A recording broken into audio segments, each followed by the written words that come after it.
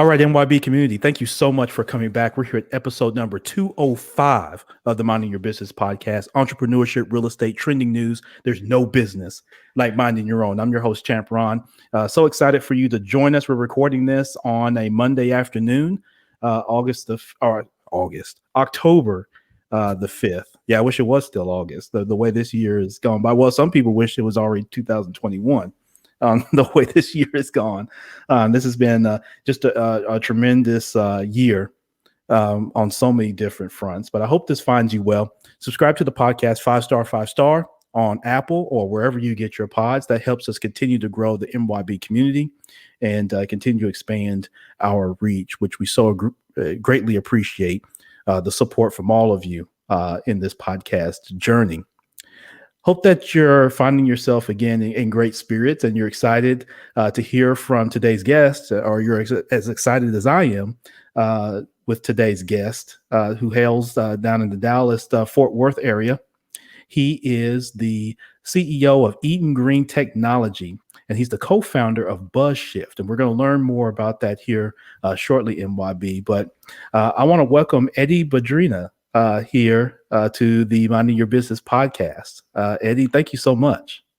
Champeron, thanks for having me. Thanks. Excited to talk to and talk with you and to your MYB crew. It's an amazing audience that you have there. Yeah, it's incredible. They're incredible folks. I think most of them. Most of them are incredible people, and but again, I say that in jest. It's tremendous. Anybody that's listening to this podcast, I feel sorry for you a little bit, but then having to deal with me, but it's great that you're able to connect with so many people through this platform. Eddy, to say the least, and so it's a testament to how many people want to start and run their own businesses.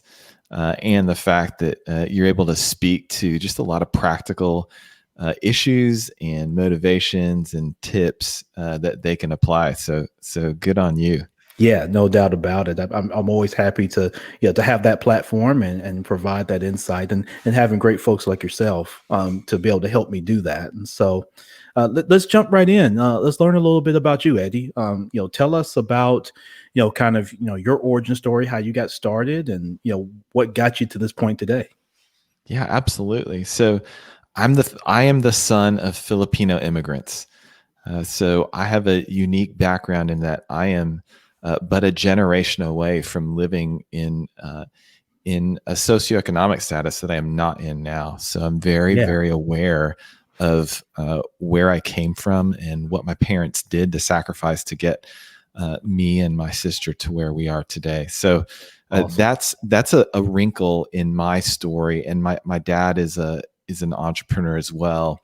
And so that for me is a huge part of just forming the way that I am. My parents came over from the Philippines.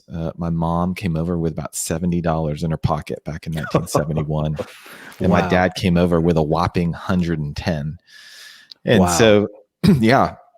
And so that really set the stage for a hard work ethic. It set the stage for a close-knit family. It set the stage for a reliance on faith in our faith community. Sure. And then, it was really, man, we had to work for everything we got. So it's interesting when you grew up here in the States and your view of safety net is so much different than the view of safety nets for the rest of the world. So for instance, if someone goes and starts a job or starts their own company and they're young professionals, if it fails, what's the worst that can happen? Right. They go live with their parents, right? Yep, exactly. And they think that's the end of the world. That's the worst. Yeah. Right? Well, guess what? Right. Everyone else in the world already lives with their parents, right? Right. So your safety net is everyone else's reality. Right. So when you take that into perspective, then starting a business and the risk that is associated with it is not so bad. If that's your Right. worst case scenario, obviously there are some folks who have a worst case scenario, but for the majority of probably your listeners and the majority of America, that's man, living with your parents and that type of fallback is just what everyone else is already doing. Yeah. Yeah, exactly. And that makes such, that's a great perspective, because I think, a lot of us here in America, we're not really exposed to it. I know, I think we are more now, obviously, in today's global economy with the internet, Eddie, but I think still a lot of us don't, what we equate to, whether we want to call it our bottom or whatever our base Right. level is. I think a lot of times we lose that perspective that, there's, much of the rest of the world is completely different in terms of what that is. For some people, that's their, that's a crown achievement, but, there's a base, there's a floor that's much lower. Right. Absolutely. Absolutely. Sometimes we lose that perspective. So with that perspective, that sets the backdrop for my story. So Yeah. Born and raised in Houston, Texas, and then went to Texas A&M. And while I was there, I had a chance to intern for President Bush Sr., so 41. Yeah. And that really piqued my interest in politics and international policy. Sure. Ended up going to his grad school on a full scholarship. I didn't tell him or his staff that I was applying. I wanted to get into it on my own. And fortunately I did. And so I'd spent 2 years getting a master's in public administration and international affairs. Yeah. And then from there, I went up to Washington, D.C., and where I was worked 4 years in foreign policy. I was an analyst at the State Department. And then 2 years in Bush 43's administration as his Asian American sort of spokesman surrogate, if you will. I ran was the executive director of the White House Initiative on Asian Americans. So that was from 04 to 06. Sure. And then just felt a calling to come back to Texas. And so came back down. By that time I was married and had a little kiddo, a girl who is now 16. Oh, and awesome. Oh yeah, they grew up real quick. Yeah. And from there, I came back in 2006 to Texas and landed in Dallas. I worked for a year at Wells Fargo in their commercial bank, and then jumped out and went with an internet startup. It's called Bell Tower Technologies. It's a telecom startup here in town. And that's where I really cut my teeth on entrepreneurship.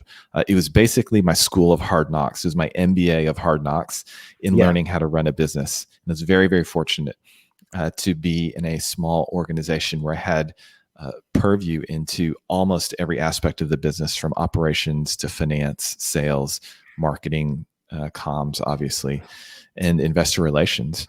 And so after about a year and a half, I knew I could do this on my own. And I did some consulting work with marketing and communications, because that was really my bread and butter and strategy. And I partnered up in 2010 with a business partner. His name's Cameron Golly. And we started BUZZSHIFT, which is a digital strategy agency here in town. We bootstrapped it. Again, the safety net. Maybe I was a little bit dumb. Maybe I was a little naive. But we had one kid and one kid on the way when we started BUZZSHIFT. Wow. And my son's name is Cole. But I almost called him Cash, because that's what we did to pay for him out of the hospital. No health insurance. We didn't have health insurance. Oh, wow. Yeah. Oh my goodness. Yeah. So you had to pay the hospital complete cash to handle all everything. Absolutely. Wow. Absolutely. But it was something that I knew there was product market fit, and we already had one client in the offing. And so we just said, hey, let's make a go of it. So we combined our forces, bootstrapped it in 2010, and then grew it to a size where fortunately we were able to sell it in 2016. Yeah. So it was the sale was about as easy as you could go. Yeah. And we didn't have any brokers. We didn't have any bankers, because it was just us and cash flow. Right. Yeah. So the offer sheet was the term sheet was pretty clear. They were asking about and all that type of stuff. Right. Exactly. They were asking about our cap table, and we said, well, you have a bank account. Here you go. And that's it. So, it was really, Right. we grew organically, but fortunately, just through word of mouth and through a good reputation, we Yeah. were able to sell in 2016. And then in Yeah. 2017, 11 months later, we actually bought the company back. Wow. Yes. So I've been there, done that, and got the M&A t-shirt on both sides of the deal. Yeah. So And with BuzzShift then, Eddie, when you say you bootstrapped it, how did you work that out with family? I think, a lot of people listening to this are always like, God, how does that impact with, when you've got young people and you got really young people because you're starting your yeah, family at this point. Most right. people think they try to wait and start their business when, kids are, out of the house, they're kind of Yeah. off their payroll, or they do it before they start their family. Right. So You and I are kind of similar as I've done that as well. What you're talking about, because I've got 3 young daughters. My okay. oldest So is 10. you know exactly what I'm talking about. Exactly. But So yeah, I would say there's not one formula. What I would say, some of the commonalities about when I look back at BuzzShift, some of the things that I think were really important were, one is my wife and I were fully on board. She was totally. We always strive towards oneness, right? yeah, So oneness means being in the deal and being in the business, and so she was really processing with me throughout it all, praying with me throughout it all. And then she was, she knew all the employees up until we sold it. And even afterwards, she knew all the employees. She was just she wasn't involved in a business way, but from our personal decision making, she was very involved. And so that was probably the biggest key, because if you're working long hours and you're, doing what you have to do to make the business viable, and you don't have a partner back at home or by your side who is one with you financially, can see eye to eye financially, is willing to make the sacrifices that you need to make family wise to make the business work. If don't have clear expectations on time frame, and then, if you don't have clear expectations on, hey, what happens if this gets big? What happens if it fails? Right. right, And so just being on the same page there, I think, was the biggest key to success for me personally. yeah, And then also from a business partner perspective, one, we knew that we had cleared a lot of hurdles in the business world. We had partnered successfully. I think somewhere around 70% of partnerships end up dissolving within the first 2 years. yeah, And it's because we had very clear expectations of what we wanted to do. And we had set our company values just right from the very beginning. So we didn't skimp on that. And I think finally we took Strengths Finders, which is a Gallup yeah. sort of Very familiar. strengths, right? So we took Strengths Finders, and we actually still, for every interview that comes through our doors, we issue them a Strengths Finders. It's our free $27 gift to them. So Yeah, there are absolutely. things like that I think set us up for success. But the biggest one was just having a partner in my wife who is willing to be one and just go all in. Yeah, absolutely. And I think a lot of people that are listening to this, and people who've had experience with this, Eddie, that's one of the challenges, right? Is that sometimes there's not, like you mentioned, that oneness with your partner, in terms of domestic. There's this Right. separation. One's in business, one's not, or even worse is that people don't include the partner in kind of what's going on, and Right. then so that really does them a disservice, because then they can't really support you. And so then people sometimes worry about, well, my spouse isn't supporting me. Well, but you don't include him or her. And so Right. if you don't include them and have them a part of what's going on, and like you say, have those clear expectations and let them see what you're doing, you'll hear men all the time. My wife's always barking about me. I've got to work these late hours, but you don't explain really what's going on. You just say, oh, honey, I'm going to be late, Right. right. Right. Yeah. Like, don't wait up. And it's like, okay, but what are you doing? Right. Right. And like you Well, said, what's the layout? and so many people do really great business planning, but they don't do any family planning. So Yeah. in any business, you begin with the end in mind, right? You have a goal. you trace back how you're going to get there, you back engineer it, and then you communicate that and guide and grow your staff and your team to be able to hit those goals. And when they hit those goals, they're milestones and they're celebrated, right? Yeah. It's the same thing with family. Like, you have to communicate those goals. Hey, spouse, partner, this is where I want to be in 3 years, right? And here are the milestones we're going to be to get there. And we're going to celebrate those milestones when we hit it, because it'll be us hitting it, not just me, but us as a family hitting those together. So I think there's a big part in just casting vision for your spouse, your partner, in as much as there is casting vision for the company. Yep, absolutely. And so tell us then, so you're currently, operating, BuzzShift. When you Yeah. purchased the company back, how had it changed or maybe evolved from when you sold it to when you purchased it back? So when we purchased it back, we were fortunate enough to gain back all of our old clients. And what we really did was it was a chance for my business partner and me to step back and say, hey, what would we do differently? And I think the biggest thing that we did differently this next time around is we set up a true leadership team. We had delegated leadership to folks beforehand, senior staff, but to really have a good leadership team. And what that allowed us to do is to take a step back from operating it. And there's a big jump from employee to operator, from operator to owner, and from owner to investor. And I was just recently talking with a friend about this, and those jumps are all mental jumps. They are absolutely mental. But what happens is when you jump from being an employee to an operator, and call that upper level management or even owner, you never want to go back to being an employee. You just don't, because you have matured in your mindset. And some people are never meant to make that jump. Like, let's be super clear. Of course. Some people they are consistent and reliable. And as an employee, that's what they want. They thrive on reliability. They thrive on stability. But when you make that jump from employee to operator, it takes a whole new level. The biggest jump, I believe, is operator to owner, because there's a book called E-Myth, right? And it talks about from stopping working in the business to working on the business. Right. When you're working in the business, you're an operator. When you're working on the business, you're an owner.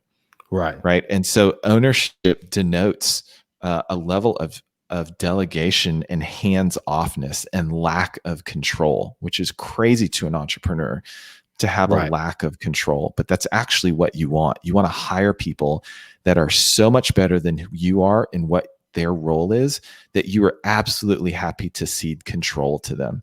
Right. Ultimately, you're the owner, right? So you are charging them with being your stewards of your money. But that is or your operations. So that's the ownership mentality. But then the big jump is to go from owner to investor. And that's where you're charging them to be stewards with not just operations, but stewards with your money. There's a degree of separation. I'm going to give you money, and then you're going to go in turn and do something with that. That's different than an owner, right? Yeah. And so I think those big jumps for me happened while we sold BuzzShift and then bought it back. So by the time 2019 hit, I had a chance just to reassess in my life, like, hey, what do I want to do? And it was really just through a lot of prayer and meditation that I just discovered, hey, there are 3 things that are really on my heart. One, I want to do hardware and software, or a combination of the two. I had done professional services and it was great, but I wanted to try something new. The second is I wanted to have a huge social and cultural impact relative to my level of effort, right? So I wanted my level of effort to be leveraged and amplified. And then the third is I wanted to create a distinct culture that was restorative and redemptive in nature as a business. And so Eden Green came along, and I became CEO in late 2019. And this whole process from now and then until now has been about building this business culture that's restorative and redemptive to the community around it. And that it's a technology company that happens to grow produce. So that's how I got to where I am now. Yeah, absolutely. And you said you took over as CEO. So how long has the company been in existence? The company's been in existence for about 2 years prior to my coming on board, and Gotcha. they had developed the technology and really done a lot of R&D to perfect that technology. But they needed someone to take it to the next level. They needed someone to do to really look at it from a go-to-market strategy and execution, and then lead the team and grow the team. So Yeah. that's where I came on board, is to grow this team, to wrap a business model around it that made sense around the technology, and then to take it to market. Yeah, And absolutely. so that's what, the Eden Green is. It is a technology. It's proprietary. It's patented.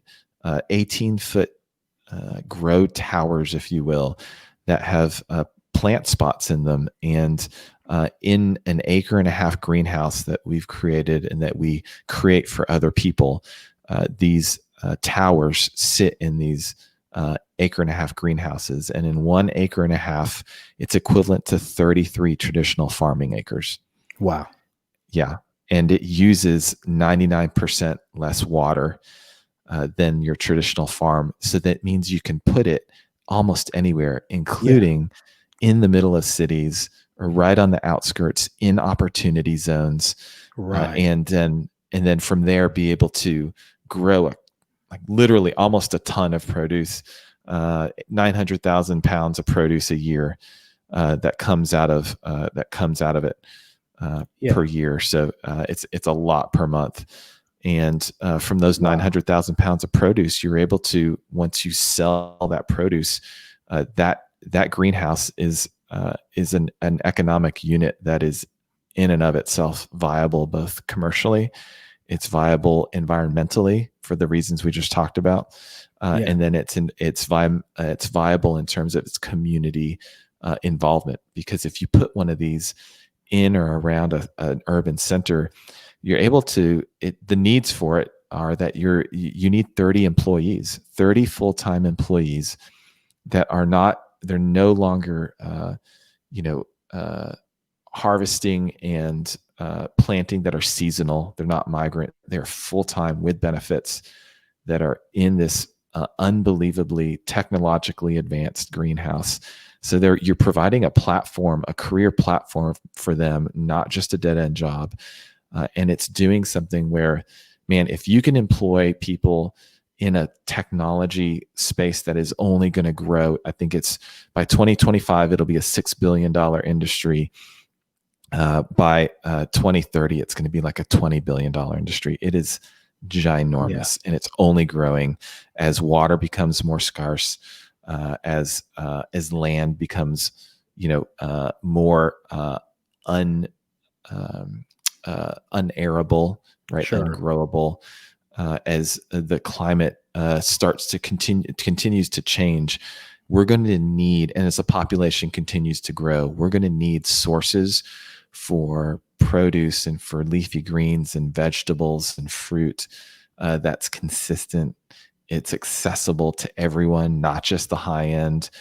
grocery stores, and then it's safe, right? Those E. coli and bacterial um, uh, not pandemics, but just the E. coli that spread and that you have Yeah. recalls. They're not going to exist with this type of technology.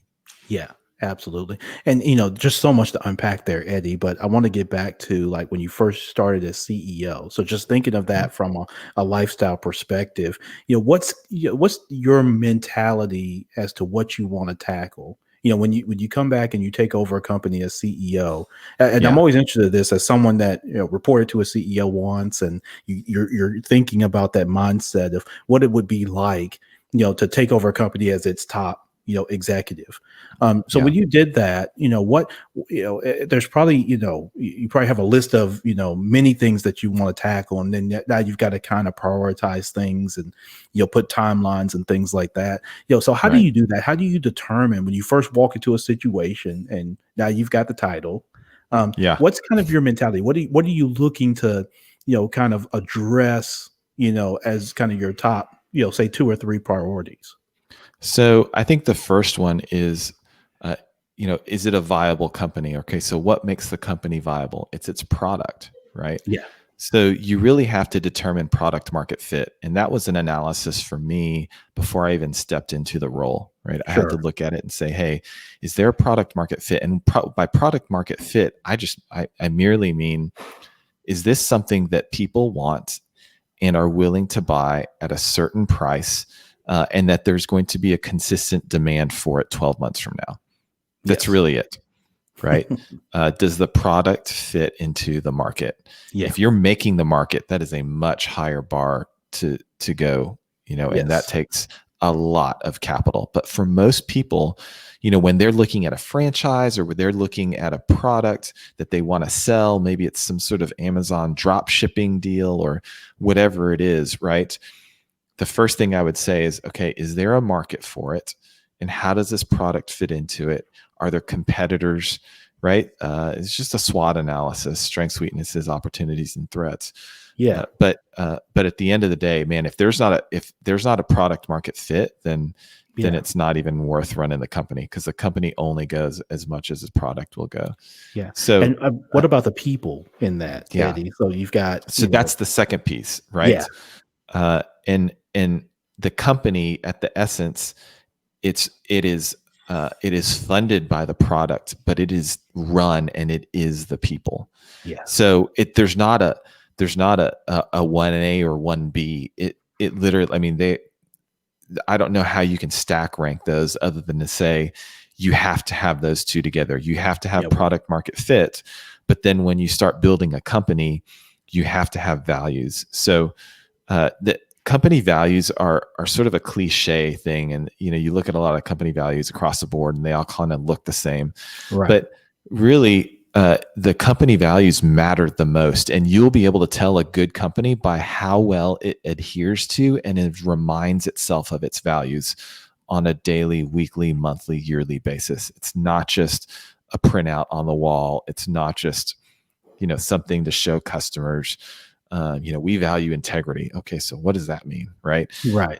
But really to remind ourselves and to incorporate those values into our daily practices and our weekly practices. So when we have company values of authenticity, then in our weekly syncs, it's a good reminder to say, hey guys, remember, you can tell me anything, right? And I will promise to be a safe place to help process that. Sure. And so, those company values that I established very early on, things like creativity, of innovation, of always be looking for the next innovation, of authenticity, of, man, I've got to look all of them up. There are 4 or 5 of them that we practice on a regular basis. But those are really your guiding stars, because if you notice, like, and it has to be on the top of the leader's mind too, because if you notice like a stagnant, like there's been nothing from the R&D side of things, or people are just getting complacent in their processes, then immediately I should absolutely be thinking, gosh, where's innovation? Like, that's a core value of ours. What are we doing about that? Right. Are we really innovating, or are we staying stagnant and just resting on what we've created? So those core values come from the top, and the top is responsible for reminding the team, these are our core values. This is what we're after. And then honestly, hiring and firing based on that. Sure. Right. Yeah, absolutely. If you have someone who, is a passive aggressive, or, does a lot of whispering and idle chatter and gossiping, right? That's not authenticity. That's the exact opposite. And so you can absolutely say, hey, let's figure out like where did we miss here? Where did I miscommunicate? Where did we not make it clear? Where are we not practicing it ourselves on authenticity? Because the gossip and the idle chatter, it's not doing our team any good, and it's actually going against our core values. So let's talk through that. Well, me bringing that up is transparency and authenticity practiced out. It's hard. Right. I mean, when you really stick to your core values, you have a lot more hard conversations. Of course. And it's not just about performance metrics. It's like I mean, it's hard, messy stuff. So, Yeah. but that's, I think, what makes a team really, really successful. Yeah. So, Absolutely. and I would say the last thing that I would that was really important is a lot of people have this false mentality of, hey, you know, our company's like a family, and I just call out BS on that. Because I can't fire my Right. family, right? Right. Like I guess I could not talk to them, but Right. I can't fire my family. I can hold them to standards, but at the end of the day, they're my fam, right? Right. Right. So it's not a family. It is a professional team. And so I liken it, I'm a sports guy. Mhm. I tell my whole crew on both BUZZSHIFT and Eden Green, we are a professional sports team. Our Right. goal is to win championships. We have to have a championship mindset. We have to have a Exactly. focus on winning. And, you know, we want the best players out on the court. We just do. And so if there are underperforming people, we're making metrics so that it's very clearly seen very quickly. Yeah. And then we'll call them out on that and call them to account and then help them succeed. But at some point, if you're underperforming and you're not hitting the mark, it is about your performance, but it's also about team success, right? And in this case, it's about the viability of the company. So those are hard conversations, and we don't beat around the bush there either. Yeah. And at the same time, we know there are free agents, right? And Yep. so free agents, they're stars, they're superstars. And we see it all the time in the sports, you know, in the sports context. But free agents get poached. And Yeah. and so we have to constantly, you know, make a team and an environment that attracts both free agents as well as young and up and coming folks. I would Yeah. much rather promote from within, because like in the sports world, it's cheaper. Right. And I've trained them up. I know they're a known quantity. I know how they're going to roll. I know they know the plays. They Right. know the values. They know the work ethic. But sometimes you have to go get a free agent, and it's expensive. So, you know, I Yeah. take a lot of analogies from sports, Yeah. Me especially too. the professional sports world. Of this is Eden Green is a professional sports team. I think we have a really great team. We're putting out a really great product, but at the end of the day, man, you win and lose as a team, and Right. it's, you know, as an organization. So I'm always looking to, hey, how can we always make our team better? How can we educate them? How can we train them? When does our team need breaks? When do they need breathers? Right. Yeah. So it goes into vacation and time off and health and benefits on health. You know, when do we need to celebrate the wins? Right. Yeah. So many companies just grind it out, and they may celebrate at, you know, the holiday party, right? Right. Come on. No Right. sports team would last if they only celebrated at the end of the season. They're celebrating Right. big wins, right? Yeah. They've got their own internal sort of, you know, language and cadence and rhythm to things. So that's what I think about when I put together a team and when I take over the company. Yeah. It's, hey, what's the best way that I can grow my team? And then are we putting a good product out on the court? And if we're Right. not, man, and if are people buying it, right? People Yeah. coming into the stands, right? Right. And so that, Exactly. that's my take on company building.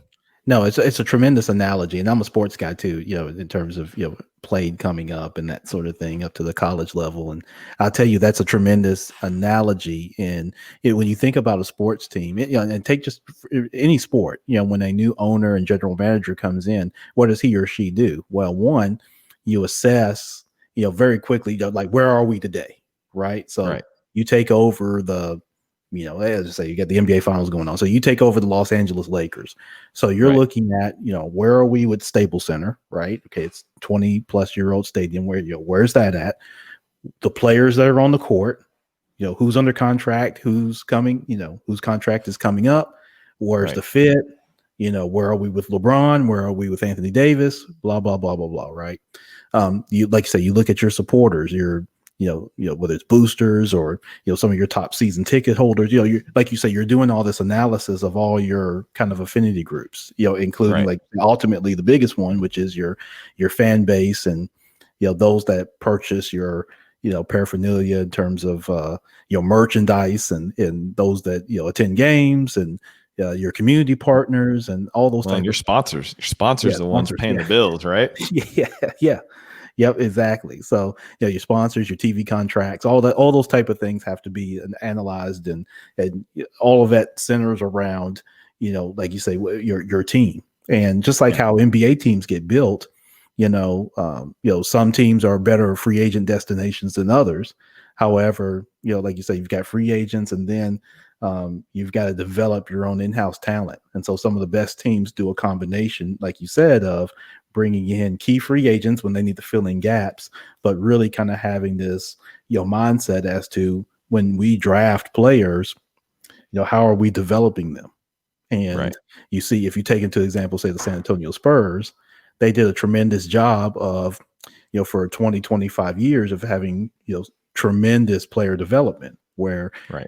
they're drafting players, later in the draft who turn out to be, Hall of Famers or borderline Hall of Famers.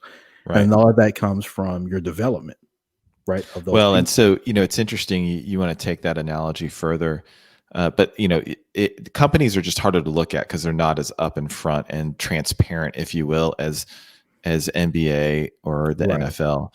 But Yeah. you look at the Spurs, you look at the Lakers, and then you look at, say, the Miami Heat, right? Yeah, exactly. They're all putting out the same product, but their product market fit is totally different, and who they Exactly. attract is totally different, right? The Spurs really had a man, and they still do under RC Buford. They have this mindset of, like you said, player development, but looking for the gems, right? The diamonds in the rough. And it's because they're a smaller market team. They have their product market fit is just that, right? Yeah. They don't need glam. San Antonians are not interested in glam. They're interested in hard workers. They're interested in the Tim Duncans and the David Robinsons of the world who kind of keep their head down and just grind it, right? But they're very successful and they're interested in winning. Yeah. So then you go over to the Lakers and the Lake Show. The values of that are on spotlights on me. Like, even if you've ever sat in the Staples Center or in the old Forum, Great Western Forum, right? Yeah. All the stands were dark, and what was lit up? The court. The court, right? It was the only, it still is Right. the only court that I know of where you can visibly see a difference in the lighting between the stands and the court. It's because all spotlights on that, right? Everywhere else, the lighting's all the same in the crowd and the and the court. Right. And then the Heat, it's been very well publicized, but what Pat Riley has created there, the values of just this tough work ethic, tougher than anyone else. And that's why you get the Jimmy Butlers there, who didn't fit anywhere else because he was too irritating to folks, because he was so focused on winning that he just irritated the crap out of everyone else. But he's a perfect fit. Yeah. Values. It's all comes down to different values. Not any one of those values are wrong. Those three organizations have all done very well, but they have different core values and they stick to those. And so even when coaches change out, those values are, seep down. It's what makes the difference between the Cleveland Browns and the New York Yankees. Yeah. Values of excellence. Right. Excellence all the time. Now, kudos to ODB for lighting the Cowboys up. Right. Yeah. This last game. But he may be the changer of that. But for a long time, the Browns struggled that because from the top down, from ownership, the keys of consistent long-term excellence were never espoused, not like the Yankees. Yeah. And I hate the Yankees. Anyway, we just went off on a sports tangent. Right. Yeah. Come on. I love that. I love this. Like I said, I could talk sports, all day. And it's a tremendous analogy for life and for business, to say the least. And so, Eddie, as we talk about that, you talked about your time kind of, in the political arena. And I Mhm. want to draw a comparison to that, along with what you're doing today in terms of, and you Sure. mentioned, kind of, being able to operate greenhouses in, locations where normally that would have been, just unable to do it, right, in Right. Right. cities and more remote areas, Right. drier climates and things like that. I'd love to draw that comparison. And do you leverage some of your, kind of political knowledge and that experience in what you do today? Because I'm thinking of, and we talked a little bit offline about Memphis. Memphis and many areas across the country have food deserts, right? There's Right. areas where people do not get healthy food choices. And so I'd love to, hear kind of your comparison of, Sure. that knowledge of having worked with some pretty serious and legitimate, kind of political platforms, particularly with the Bush family, Mhm. um, and kind of paralleling that with what you do today and your knowledge of, where there's some gaps, in just human existence that can be fulfilled, So kind of through your business process.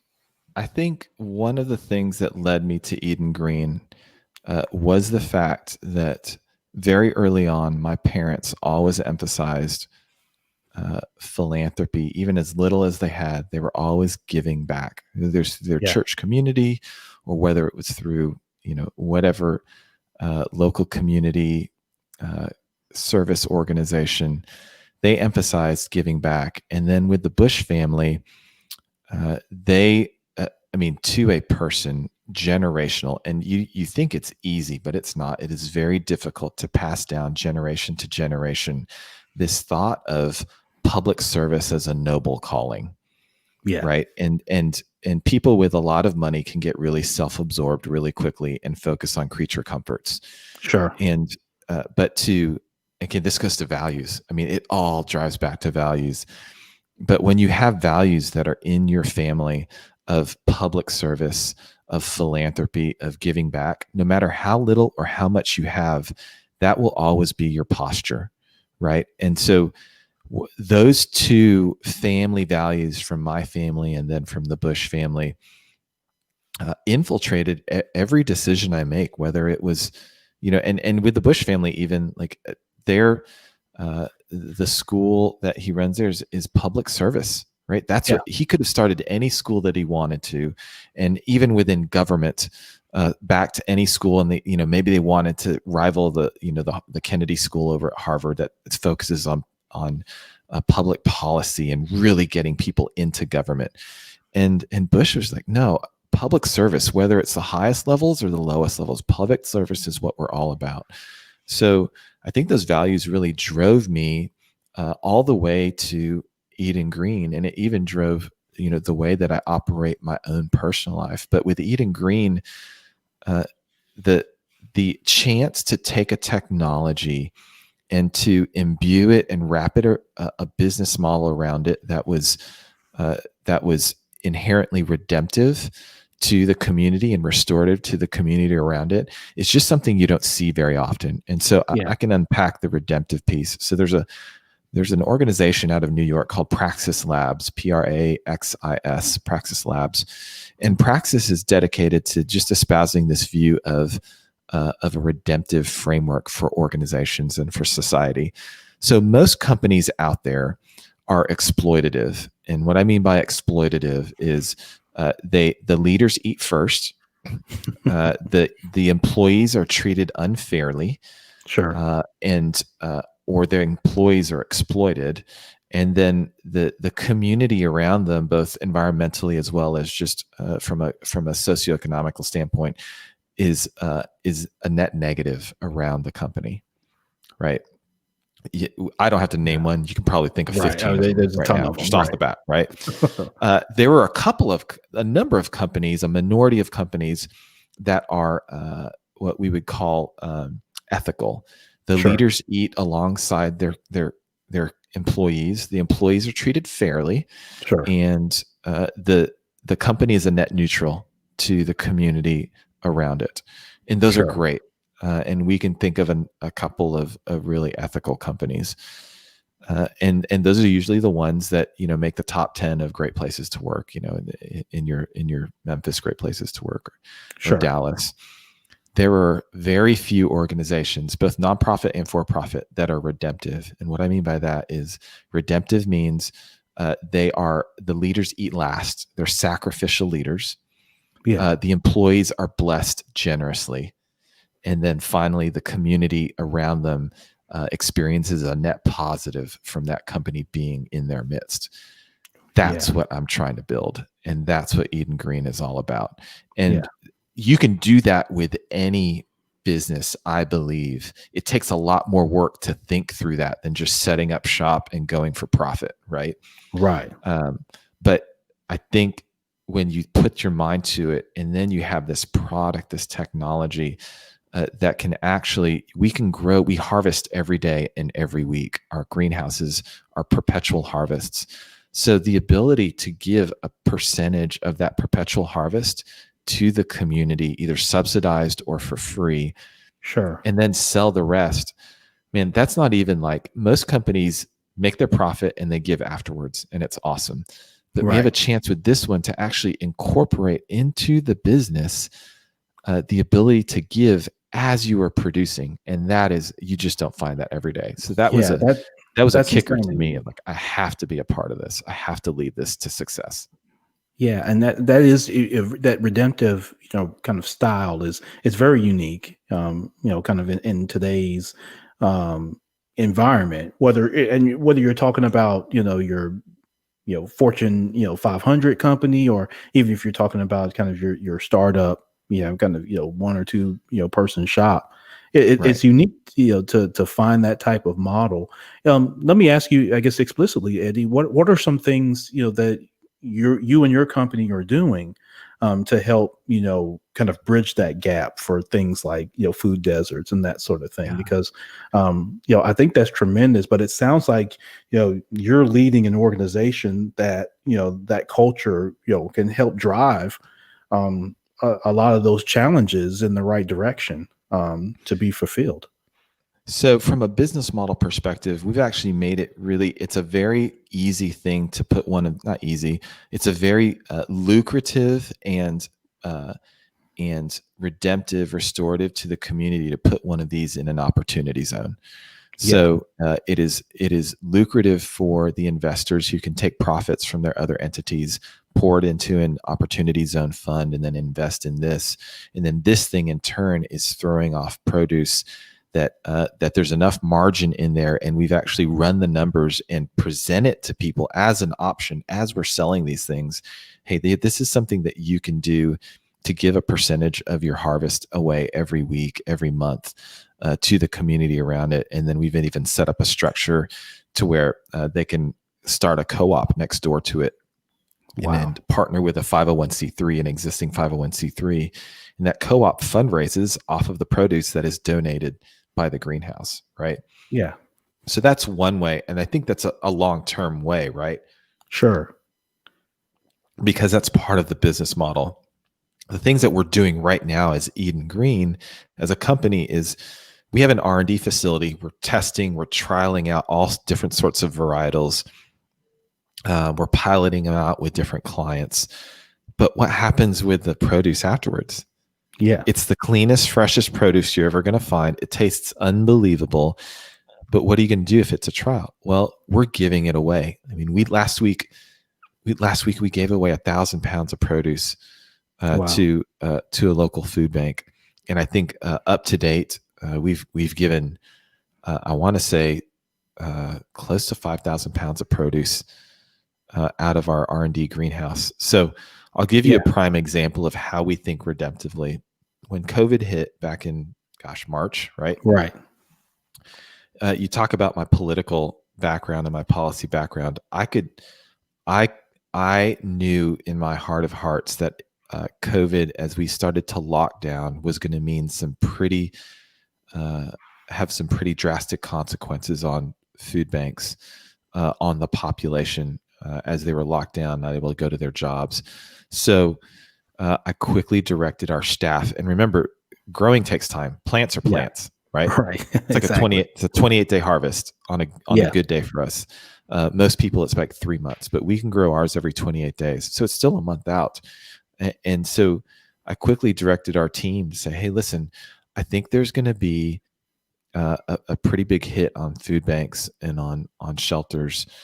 Let's start to grow. Let's max it out, right? If we have any Right. fallow rows, are there any, or anything that any rows that we're not using for tests or trials?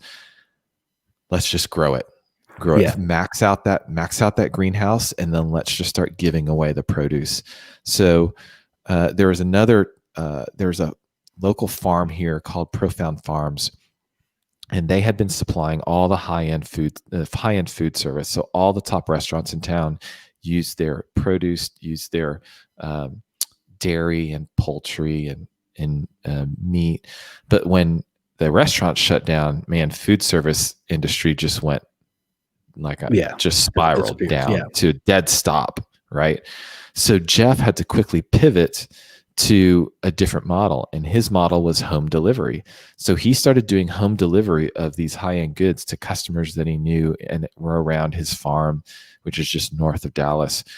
And so he had been using some of our produce because he loved it so much, and it was better than he could ever grow, and it was just more timely than he could grow. So we called him up and we said, hey, Jeff, we know you're starting up this Profound delivery model, Profound Farms, Profound Foods delivery model. Here's the deal. We will continue selling to you, but for every new customer you sign up and pound that you sell, we'll give a pound away to a local food bank of your choice, or a local shelter or nonprofit of your choice. So what that allowed him to do is it allowed him to actually use us as a leverage to say, hey, it's a buy one, give one type model. Yeah. And helping the community out when they needed it most. So we think, it helped raise awareness for his sales, for his own business, because people knew that he was giving away, or we were giving away produce on his behalf whenever they purchased. So it's just that type of thinking. It's not rocket science, Right. but it does take a different posture and approach to think, okay, how do we, the base sort of thinking is, how do we preserve our business? The next one is, okay, how can we help others during this time? And then the next one is, hey, I'm looking around at other business owners. How can we help them and partner with them while still fulfilling our mission and conserving our business? But how can we help them succeed? Because it's a really tough time right now. So yes, that's the type of thinking that our staff, that my team and I are really trying to just practice out on a daily level. Now, it resulted in that partnership, that one-for-one model there, but there's just other little ways that our team is always thinking of, hey, how can we benefit the community together while still achieving our goals and doing it in a way that, that is responsible to our investors, responsible to our shareholders, responsible to the company as a profit-making company, but incorporate it into our everyday lives. Yeah, absolutely. And again, that's just a tremendous thought, just tremendous kind of heartfelt approach. As it's you're leading a culture, what it sounds like, Eddie, of kind of that fiduciary duty, but you're doing that in a unique way, like you say, a redemptive type fashion. And I think that's tremendous. And quite frankly, it's much needed. Not just in this space, but just kind of all the way around. And you spoke about kind of the pandemic and COVID hitting. And I think, what it can do, I think over time, the pandemic specifically, is put pressure on leadership to begin thinking more in that fashion. And when people were in the rush, because you remember in March and April when things were closed down, everybody was in this rush to quote new normal, right? Well, first it was get back to normal, which is get back to what we were doing. Then they realized, no, there's no normal left. Yeah, so then let's just create this new normal. But I think one of the things that it just like the adherence to virtual worlds and virtual technologies and the ability to communicate virtually now has become kind of commonplace now and accepted. by organizational leadership. I think the notion that you described, I think, not for everybody, but I think for many companies and within many industries, Eddie, I think that's going to permeate itself as well. As we look in the coming years, as the pandemic subsides. It's not a pandemic; it becomes one of many viruses that mankind has fought since the beginning of time. Right. And so that's unique. And I think for those of us that are listening, no matter what the size of our company is, or even if we haven't got to the point to launch our company, I think taking from this that mindset. Um,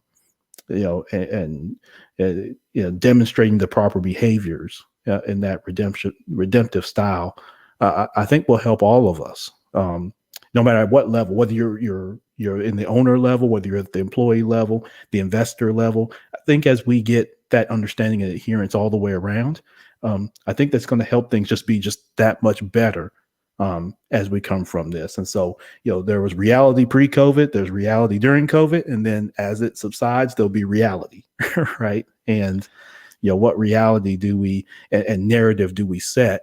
And I think going back to your political ties, I think as that happens, that then can put more pressure on the political platforms, right? To Right. work, shoulder to shoulder with people on things like policies and things like that, Yeah. to support that as that becomes more of, let's say, the norm. But those companies then are in position to put more pressure, on those political platforms to support that type of culture in organizations. In our world, at least in democracy, culture dictates policy. Policy Sure. does not dictate culture, right? And so I think you're absolutely right. I think this is an unbelievable chance if you're an entrepreneur or have an entrepreneurial mindset. There's maximum volatility right now. And for an entrepreneur, that is the perfect time to be in business during maximum volatility, because you are able to see patterns and trends where no one else is seeing them. And you're able to create something out of that adds value and that helps stabilize, right? Yeah. The volatility. And so, when you talk about the ability to push policy, now is the time for entrepreneurs to think totally differently and create totally new businesses, totally new organizations. And when I mean entrepreneur, I can mean nonprofits as well, right? But for creators and leaders to make a new culture that is redemptive, make a new culture that understands the broken supply chains, and deciding, hey, I'm going to do something local because local matters. Yes. We are to redefine local. I mean, local used to be farmer markets and kind of going on Saturdays, all that, sort of nostalgic, qualitative type things. Local now means safe. I know where it's coming from. It's trackable, right? Yes. Local means consistent. I can get it any time of the year, and local means, man, it's next door to me. It's accessible, and I know the people working there, right? Yeah. That is a different definition of local that's coming out of COVID, and I think the good entrepreneurs are going to take that and sit on that and really redefine what local means, what small businesses mean.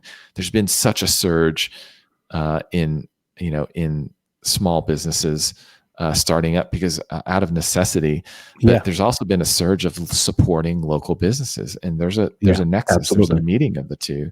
So it's something that I'm very passionate about, as you can tell, not just for Eden Green, but for other entrepreneurs and other communities to reinvent themselves in this time of COVID to benefit, to have a larger benefit on their local community around them.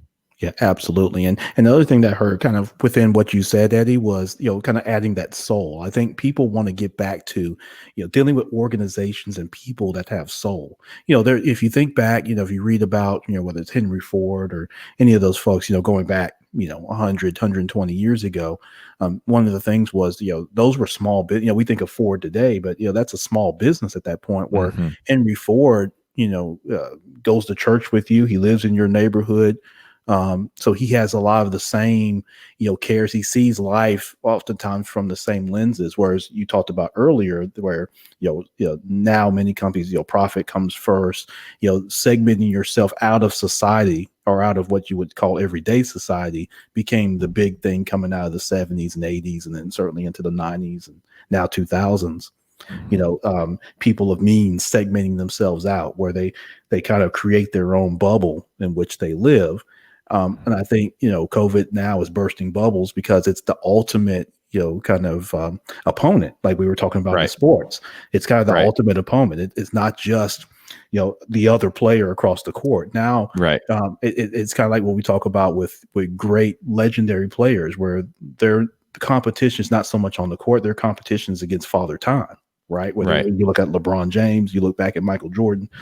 And so I think, when you start having that more commonized, not to say enemy, but, a threat, right? Or opportunity, that comes, I think that spurs, kind of the remnants of what we're talking about, what we're starting to see today, is that, you find out where true value really lies. Right. And that pressure sometimes can bubble up from the bottom up, which, like you see in this country, whether it's social injustices or things like that, the exposure to that, even we talked about with, race relations, now there's a growing comfort to have those conversations, whereas a year ago, 6 months ago, that didn't exist. And so those are things where, again, people are looking to the soul of matters. And I think with companies, sure, there's the YouTube, conspiracy theorist that wants to know how the sausage is made, right? And expose that. But, aside from that, there's the soul piece of it, the soul of, who am I doing business with? Where's the product or service come from? And, is it being, is there the human element involved in it? It's not just the Inc. or the LLC. It's are there human beings? Do I have a connection with the company? What's the company's purpose? And is the company truly a living entity, or is it just exist on paper and it's just the suction profits, up to the top, and then, like you mentioned, hopefully pay everybody $15 an hour and make them happy. It's there's more than that. COVID there's some friends of I have just discussed, and we really all agree that COVID is just accelerating every trend. It's uncovering and accelerating every trend out there. Yeah. And one of the trends is that we have seen for a while. It shows itself up in e-commerce the most, but it's the trend of frictionless, right? There's a frictionless aspect to e-com, where now you don't even have to, it's like contactless delivery of pizza. Like, what in the world? Or Amazon Prime just like taking over, right? Yeah, exactly. But when you reduce friction to an almost frictionless experience, and as the numbers go down, as the price goes down to zero, then what you're basically is you're taking two big value factors. Again, this goes to values on a different level, but when you look at customer values, and if your goal is to align your values with theirs to meet their needs, then two of the biggest value props out there pre-COVID were shipping, and and were really like differentiation. Right. Sure. Well, and friction too, right? Shipping's a part of friction. But now that it's more frictionless, right? We're getting frictions going down to zero, the coefficients going down to zero, and then and your sort of accessibility, the price is also getting lower, as everyone's offering free shipping now, but then also just the price of goods is leveling out. What you're left with is, what's the value that's going to make that customer switch from that product to my product? Right. right? Or what's the value that's going to keep them purchasing my product? Yeah. And for some of them, it's cost savings, right? That's why Walmart has gotten to be where it's gotten to be, is because they were always about cost savings. And that's great. And I think they're still going to, there's values in the population that will always subscribe to cost savings. But Right. there's values that they are also saying, like, you know what, I'm going to pay a little more because of X. There's a Right. different value at play that is worth more. I think for every entrepreneur, and even if you're not an entrepreneur, but just listening, thinking long and hard about value, the value exchange, that of goods, of services, is changing. I mean, there's a huge upheaval in value exchange today. Yes. Look at where we're talking from, right? Yeah. The fact that almost every, I want to say it's up to 70% of Americans will be able to work remotely, Hmm. has all of a sudden changed the dynamic, that value exchange of office space. It's Yes. changed the value exchange of in-person interviews, of water coolers, of the value exchange. I mean, everything, right? The value Right. exchange of where you live. And in Yeah. some cases, it's changed the value exchange for real estate. Like, what's Yeah. there is a value there, but it's different. And that's the real estate industry is struggling with, is what's that value exchange now that's different. Right. So, even realtors, no longer are they selling 4 threes. They're selling 3 threes in a home office, right? Right. That's a different value exchange than before. So when we think about starting our own businesses, when we think about running and pivoting and during this time, you really have to think about the value exchange and how it's changing, and how I can meet that customer, be customer centric, and meet that customer where their values most align with mine, and then touch on those. And that's how you're going to get loyal customers. Yeah. Absolutely. Eddie, as we wrap up and we kind of tie this up, we talked a little bit about family, Mhm. kind of early on. Talk about as we kind of, wrap up, just that connection with family, the importance of family, with your children, and at the ages that they are, and, what you hope to see as the world that we're talking about hopefully evolves and comes to light. You and I have children that are going to be living in that world, Right. as kind of prime drivers, as you and I, become, more seasoned, over Yes. the years. Yes. What do you hope to see for them, and for the world that they encounter, that they inherit, and that ultimately they change? You mentioned a good word, which is inheritance. And I don't think people think often enough about inheritance, not just of monetary, but also of, again, to values. And Yeah. I'm trying to teach my kids a couple of things. One is we've got core values in our family. So, Yes. Badrina, Badrina. I've got core values assigned to each of those letters. Yeah.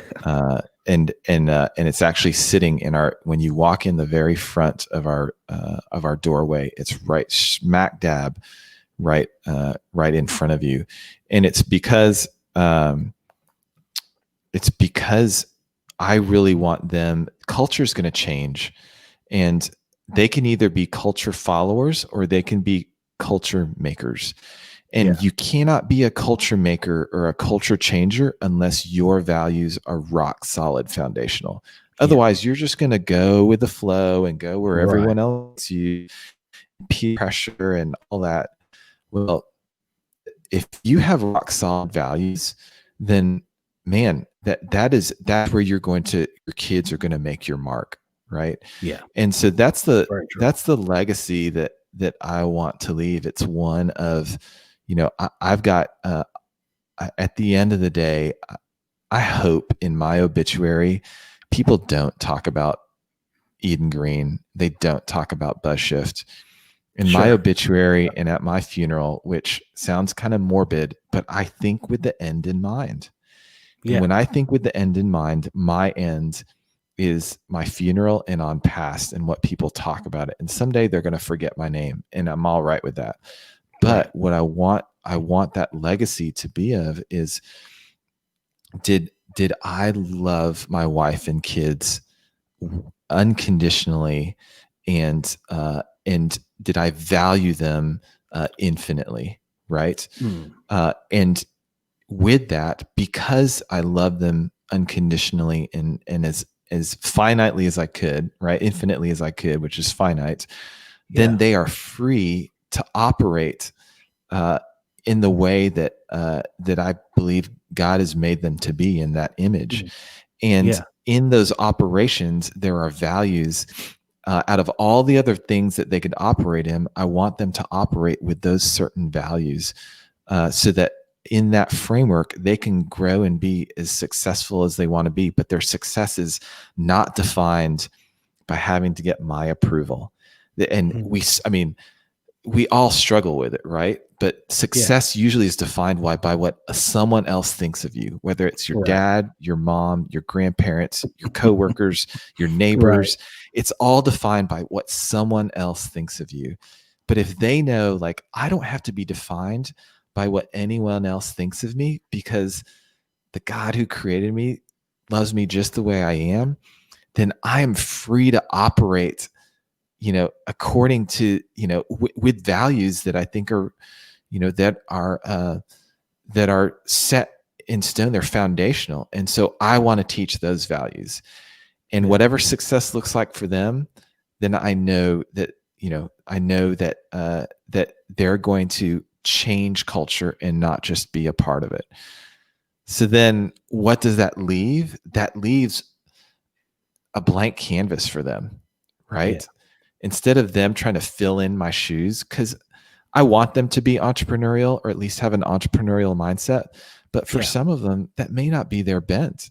But even if you're an employee, man, you can change culture by the way that you operate within your company, with the Yes. values that you have set, not from company values, but the values that you bring from your home. So Mm. that's the stuff that I want to leave with them. It's not brick and mortar. It's way more valuable than that. And Yeah. it's those core values of of being a Badrina. And that's something I learned from families like the Bushes. Yeah. They had a core set of values, and an association and a legacy and a strong value in the family name, right? Right. Too often people throw away their family name, but as for thousands of years, your family name was the single most descriptive thing that you could have said about you, good or Yeah. bad, and it would follow you for generations. So I want them to be proud of the family name. And you look at these, scions of wealth and politics, and yeah, wealth and politics aside, they have enduring legacies of family, and they will Mhm. fit that family name in anywhere. They'll hyphenate it, they'll put it in, as a middle name, but those Right. family names endure. And it's because they have strong core values associated with them. Yeah. So Absolutely. that's what I That's want to leave. Yeah, very well put. And the whole idea, like you say, a family name. It reminds me of even in the movies. If you look at any of the kind of just take something like comic book characters, like the Superman movie. There's always the tall. Anytime they tell the story about him coming from the Krypton or whatever the other planet, it was Right. always about his dad sharing with him the family name, the importance Yeah. of, yes, you're alone on this planet, but you come from this lineage, right? Right. And take that pride with you as you go out and as you serve, this planet that's now your home planet. He teaches him the values, right? It's not just about how strong he is, or can he fly, or is he invulnerable, right? Right. So, and remember in one of the movies, it kind of made me laugh and think of this. He's young and he says, "You know what? I can score a touchdown every time I get the ball, Dad. Like every time, Right. nobody can stop me, right? Why would my Right. destiny not be to be the greatest NFL player that ever lived on the earth, Right. right? I could take over a country if I wanted to. Yeah. I'll just go over there and Yeah. take it over, right? Who's going to Right. stop me?" And I remember the dad. He's like, I think there's more to you than just playing football, guy, Right. right? Someone Right. sent you here.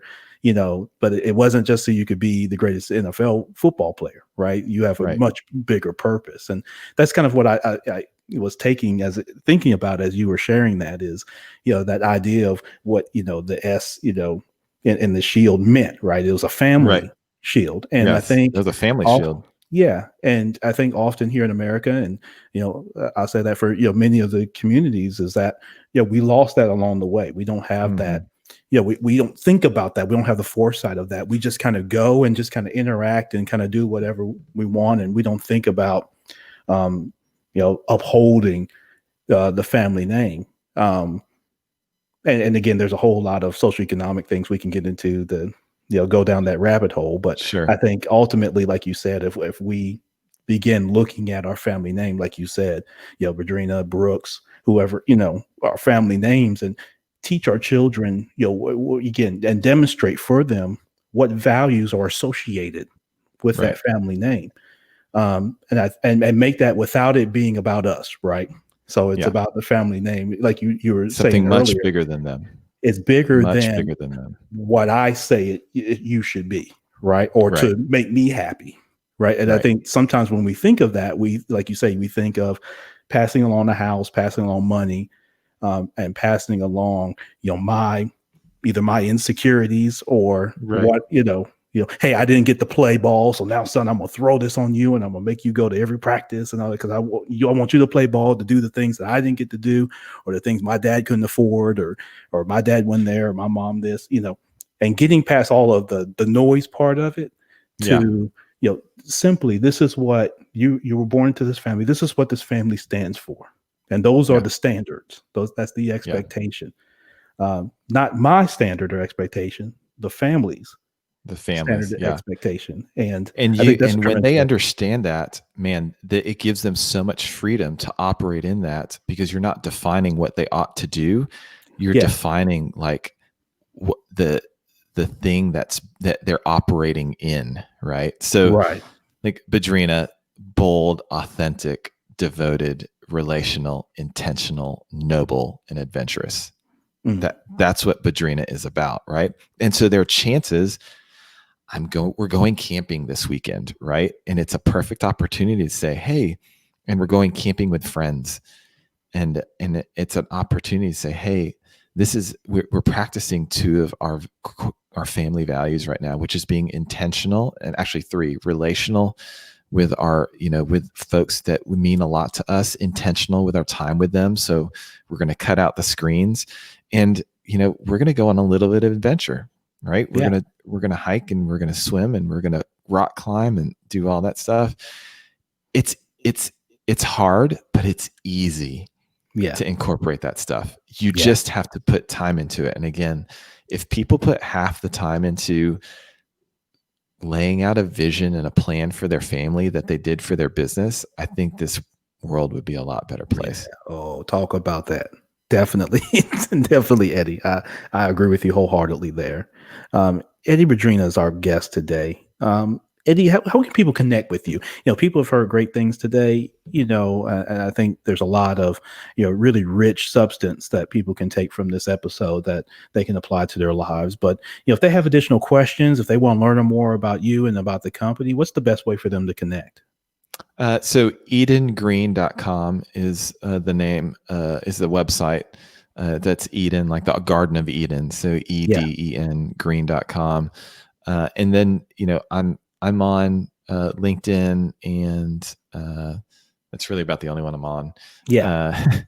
But Yeah. LinkedIn under Eddy Badrina, feel free to connect with me there.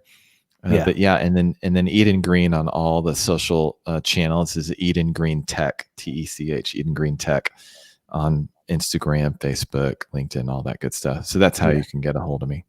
Yeah, absolutely. And those links, MYB community, are in the show notes. So you can click right there when you get done listening to this episode and connect with Eddie and his team there. And if you have the opportunity, let them know that you heard Eddie right here on the Minding Your Business podcast. Listen, Eddie, I kept you way, way, way longer than I expected to, but that's only because, man, we had a tremendous dialogue and just really rich content. I And love it. I really appreciate you, one, taking time to come on here, sharing with us, that rich content. But, just, again, what you and your team do on a daily basis. I'm sure you have people on your team that make it happen every day that, like we talked about ball teams, last night the Miami Heat won. Largely, people point to Jimmy Butler, but, there were some, great unsung plays that were made that game that helped them win, whether it was Nunn or Kelly Olynyk or, any of those folks that got in the game yesterday were all, making positive contributions. And some of those aren't the sexy things that get you, the headlines, right? Right.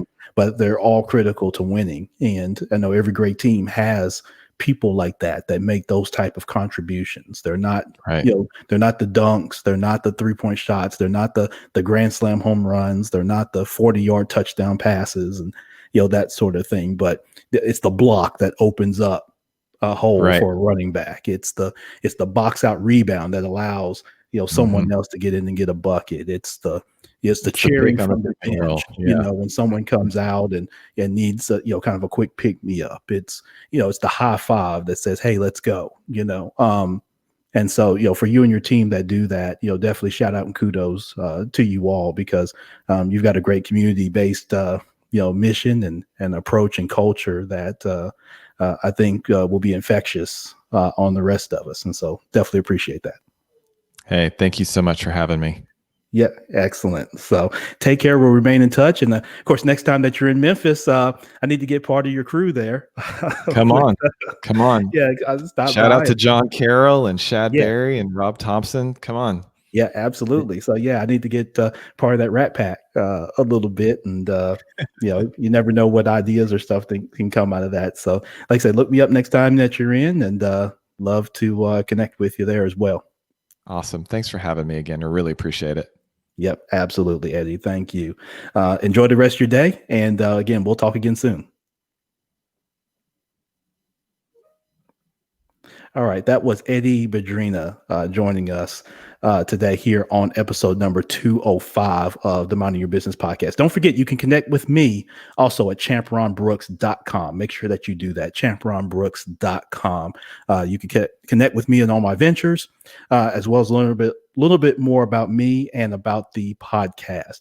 Listen, we're going to get out of here. This has been a tremendous episode 205. We want to thank Eddy Badrina again for being such a tremendous guest, and make sure you connect with him in the show notes with the various links. Remember, there are 3 things that unite us, no matter how we look in the mirror, no matter where we come from, no matter what colors sometimes get used to try to divide us. We all want to be a little bit better for ourselves, a little bit better for our families, and a little bit better for our communities. And I think if you keep that in mind with any interaction that you have, by engaging in all 3, we can make all 3 a little better for us all. So Champ Ron, the Minding Your Business podcast.